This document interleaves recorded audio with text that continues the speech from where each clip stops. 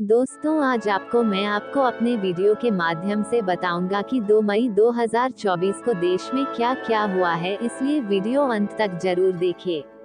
Current affairs at the 2 May 2024। 1. Playback singer Uma Ramanan का निधन। Playback singer Uma Ramanan का निधन हो गया है। वे मुख्य रूप से तमिल में गाती थीं। बुधवार 1 मई को उमा ने इस दुनिया को अलविदा कह दिया। वे 72 साल की थीं। उमा रामानन एक प्रशिक्षित शास्त्रीय गायिका थीं और उन्होंने 35 वर्षों में 6000 से अधिक संगीत कार्यक्रमों में भाग लिया। तमिल फिल्म निजालगल से उमा रामानन की पूंग थावेथाल थिरावई ने उमा को पहचान दिलाई। इससे उनके करियर को उड़ान मिली और उन्होंने इलैयाराजा के साथ 100 से अधिक गानों में काम किया। उमा ने आखिरी गाना कन्नुम कन्नुम थन कालंदाचू विजय की थिरुपाची के लिए गाया था। वहीं इन्होंने ये गाना हरीश राघवेंद्र और प्रेमजी के साथ गाया। इनके परिवार में उनके गायक पति A.V. रामानन और उनके बेटे विघ्नेश रमनन हैं। उमा के निधन के पीछे का कारण अभी भी अज्ञात है। 2. सुप्रीम कोर्ट ने कहा 7 फेरों के बिना हिंदू विवाह मान्य नहीं। सुप्रीम कोर्ट ने 1 मई को शादी को लेकर अहम फैसला सुनाया है। फैसले में कोर्ट ने कहा है कि हिंदू विवाह एक संस्कार है और ये सॉन्ग डांस वाइनिंग डाइनिंग का आयोजन नहीं है।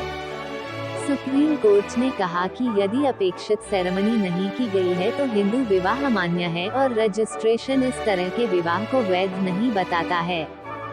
कोर्ट ने एक फैसले में हिंदू विवाह अधिनियम 1955 के तहत हिंदू विवाह की कानूनी आवश्यकताओं और पवित्रता को स्पष्ट किया है।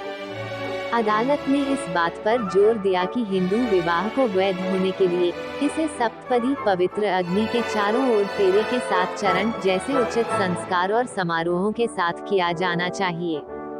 विशेष विवाह अधिनियम 1954 के तहत एक पुरुष और एक महिला अधिनियम के नियमों के मुताबिक पति और पत्नी होने का दर्जा प्राप्त कर सकते हैं। विशेष विवाह अधिनियम 1954 केवल हिंदुओं तक ही सीमित नहीं है। भारत का सुप्रीम कोर्ट भारत के संविधान के तहत एक सर्वोच्च न्यायिक निकाय है। 28 जनवरी 1950 को भारत के एक प्रभुता संपन्न लोकतांत्रिक गणराज्य बनने के 2 दिन बाद सुप्रीम कोर्ट का उद्घाटन किया गया था।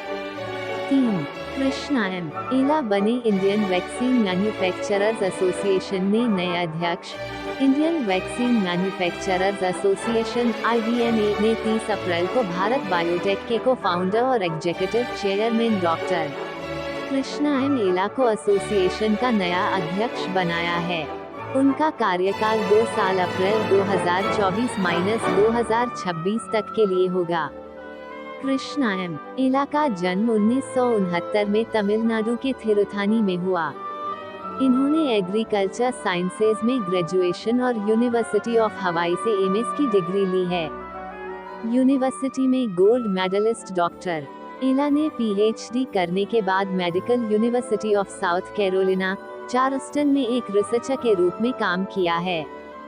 डॉक्टर कृष्णा एला भारत बायोटेक इंटरनेशनल लिमिटेड के कार्यकारी अध्यक्ष हैं। इसकी स्थापना उन्होंने 1996 में अपनी पत्नी सुचित्रा एला के साथ मिलकर की थी। भारत बायोटेक ने स्वदेशी कोविड-19 टीका कोवैक्सिन विकसित किया है। कंपनी के पास अभी 140 दवाओं के ग्लोबल पेटेंट्स मौजूद हैं। किसी संक्रामक बीमारी के विरुद्ध इम्यूनिटी पावर विकसित करने हेतु जो दवा ड्रॉप्स, इंजेक्शन या किसी अन्य रूप में दी जाती है उसे टीका वैक्सीन कहते हैं। संक्रामक रोगों की रोकथाम हेतु टीकाकरण सर्वाधिक प्रभावी विधि होती है। 4. हेमा मालिनी और सायरा बानो समेत 10 हस्तियों को मिलेगा पंडित लच्छू महाराज अवार्ड। फिल्म अभिनेत्री हेमा मालिनी, सायरा बानो, उमा शर्मा, रमा वैद्यनाथन, उमा डोगरे, डॉक्टर संध्या पुरीचा, डॉक्टर मालविका मित्रा, पंडित राजेंद्र गंगानी, प्राची शाह और असीम बंधु भट्टाचार्य को पंडित लच्छू महाराज सम्मान प्रदान किया जाएगा। 28 अप्रैल को इसकी घोषणा की गई। लच्छू महाराज बैले फाउंडेशन की ओर से सभी को ये सम्मान 31 अगस्त को लखनऊ में दिया जाएगा। भातखंडे संस्कृति विश्वविद्यालय सभागार में हुई अवार्ड समिति की बैठक में फाउंडेशन ने वर्ष 2015 से 2024 तक के सम्मान घोषित किए। इस बैठक की अध्यक्षता vice chancellor professor Mandavi Singh ने की। पंडित लच्छू महाराज पुरस्कार नृत्य और प्रदर्शन कला के क्षेत्र में उत्कृष्ट योगदान के लिए दिया जाता है। पंडित राजेंद्र गंगानी को लच्छू महाराज अवार्ड 2024 से सम्मानित किया गया। पंडित लच्छू महाराज अवार्ड प्रसिद्ध कथक प्रतिपादक लच्छू महाराज के सम्मान में स्थापित किया गया है।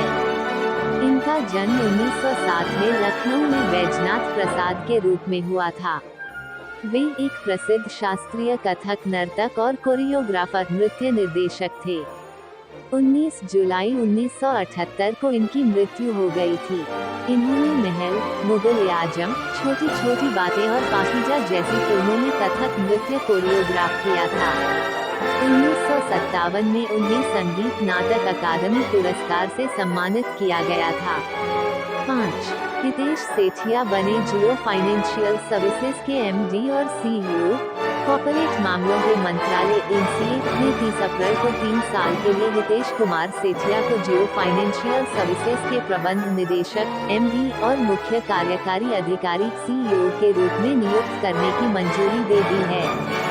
ये नियुक्ति 15 नवंबर 2023 से मानी जाएगी। हितेश जियो फाइनेंशियल सर्विसेज के मौजूदा सीईओ चरणजीत अत्रा की जगह लेंगे। इन्होंने विभिन्न वित्तीय कंपनियों में उच्च पदों पर रह चुके हैं।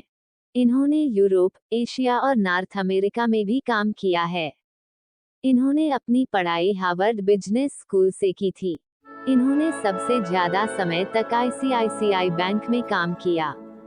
आईसीआईसीआई बैंक के लिए कनाडा और जर्मनी में भी काम किया है। साल 2022 में उन्होंने मैक्लोरेन स्ट्रेटेजिक वेंचर को ज्वाइन किया था। जियो फाइनेंशियल सर्विसेज भारत की एक वित्तीय सेवा प्रदान करने वाली कंपनी है, जो पहले रिलायंस इंडस्ट्रीज की एक उपकंपनी थी। इसने अपनी पहचान को स्वतंत्र बनाया और अगस्त 2023 में इसे भारतीय शेयर बाजार में पंजीकृत किया गया। 6. चीन ने पहली हैंगर श्रेणी की पनडुब्बी लॉन्च की। 30 अप्रैल को चीन ने पाकिस्तान के लिए तैयार की जा रही 8 हैंगर श्रेणी की पनडुब्बियों में से पहली को लॉन्च किया है। यह एक डीजल इलेक्ट्रिक हमलावर पनडुब्बी है। 8 में से 4 पनडुब्बी का निर्माण Wuchang shipbuilding industry group (WSIG) द्वारा किया जाना है। वहीं शेष 4 का निर्माण ट्रांसफर ऑफ टेक्नोलॉजी टोट समझौते के तहत KS&EW Karachi shipyard and engineering works में किया जा रहा है। हैंगर श्रेणी की पनडुब्बी भारतीय नौसेना की कलवरी श्रेणी की पनडुब्बियों से बड़ी है, जिसमें कलवरी श्रेणी के 1775 टन की तुलना में 2800 टन का डिस्प्लेसमेंट है। हैंगर क्लास में एयर इंडिपेंडेंट प्रोपल्शन (AIP) है। यदि कोई पनडुब्बी AIP सिस्टम से लैस है, तो पनडुब्बी को सप्ताह में केवल एक बार ऑक्सीजन लेने की आवश्यकता होगी। AIP पनडुब्बियों को लंबे समय तक जलमग्न में रहने की अनुमति देता है। AIP को वर्ष 2024 में पहली स्कॉर्पियन श्रेणी की पनडुब्बी इन स्कलबरी पर स्थापित करने की योजना है। 2 मई का इतिहास। 2011 में आज के ही दिन अमेरिका ने 11 सितंबर 2001 के वर्ल्ड ट्रेड सेंटर का बदला लिया था और पाकिस्तान के एबटाबाद में छिपे ओसामा बिन लादेन को ऑपरेशन नेपच्यून स्पीयर के तहत खत्म किया था। ये पूरा ऑपरेशन इतना गोपनीय था। करीब 25 सील कमांडो ने 6 अमेरिकी हेलीकॉप्टर में अफगानिस्तान से उड़ान भरी। 90 मिनट के सफर के बाद ये हेलीकॉप्टर इस्लामाबाद से 120 किलोमीटर दूर एबटाबाद स्थित कंपाउंड में उतरे। मकान की तीसरी मंजिल पर ओसामा था। कमांडो वहां पहुंचे और लादेन के चेहरे व सिर पर गोली मारी। शव को एक बैग में पैक कर अफगानिस्तान ले गए। पूरा ऑपरेशन 40 मिनट चला। इसके बाद तत्कालीन अमेरिकी राष्ट्रपति बराक ओबामा ने ओसामा की मौत की पुष्टि की। 1519 महान चित्रकार लियोनार्डो दा विंची का निधन। 1921 महान फिल्मकार सत्यजीत रे का जन्म हुआ था। 1986 अमेरिका की एम बेनक्रॉफ्ट उत्तरी ध्रुव पर पहुंचने वाली पहली महिला बनी। 1950 फ्रांस ने कोलकाता के पास स्थित चंद्रनगर को भारत सरकार को सौंपा। 1933 जर्मनी में हिटलर ने ट्रेड यूनियनों पर प्रतिबंध लगा दिया।